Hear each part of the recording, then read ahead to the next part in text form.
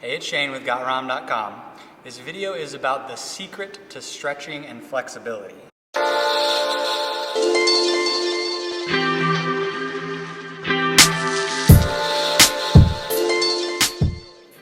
And what it is in a nutshell is it's what I call inner IQ, inner interoceptive awareness, the ability to be very in tune with what's happening in your body.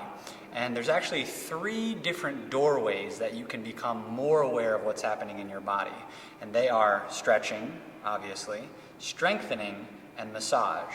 And if you're only doing one of those or 2 of those, then you're missing one of the main ways that you can become more self-aware, which will help you on your journey of flexibility. So let me kind of break that down a little bit. So if you imagine like someone who's like, okay, I want to be flexible. What's the first thing they do? They go out and stretch. Pretty logical. They go and they're stretching their hamstrings and they're doing these different exercises, but they don't do any self-massage. They're not pressing on their muscles.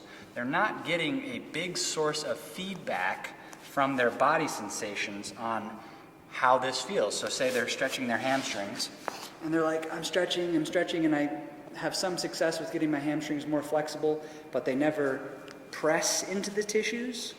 They don't know if there are any significant knots or adhesions or myofascial restrictions in their hamstrings.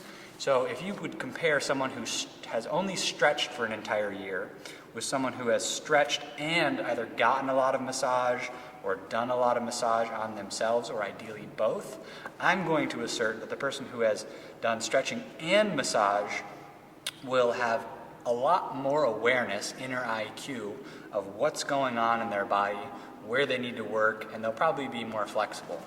But there is a third category of person who has done the stretching and the massage and has some kind of a strengthening or movement practice. I'm going to again assert that that person will be even farther progressed and have a much higher inner intelligence, inner IQ about what's going on in their body, because they're adding a third perspective, a third input into their inner body awareness. So again, to take an example of someone who's trying to get their hamstrings more flexible, let's say they've stretched, let's say they've also done some massage on their hamstrings, but they never really have explored what gymnasts explore, which is the strengthening aspect of, yes, you have to make this side more flexible, but you also have to contract on this side to pull your joints into a farther range of motion. So if there's someone who incorporates that kind of stuff into their practice, so they're stretching their hamstrings, but they're also, in addition to feeling the length happening on this side and massaging to create the length on this side, they're actively strengthening the opposite side, doing various drills and things like that, or just during normal forward folding, they're practicing contracting very firmly to get into a pike position like this.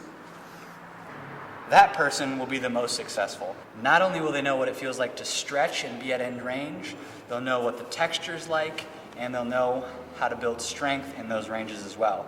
And that doesn't just apply to hamstring stretching, it applies to every range of motion in your body. Every joint, internal, external rotation, flexion, extension, abduction, adduction, all of those ranges require some muscles to lengthen, some muscles to contract to pull you farther into the position, and to not have any knots or adhesions restricting the joint range of motion.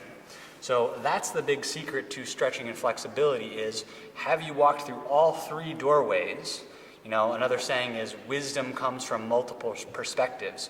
So if you really want to understand something, the more perspectives that you can get on it, the wiser you're going to be. So get to work with your stretching and your massage and your strengthening, and you will be a mobile, healthy, lifelong athlete.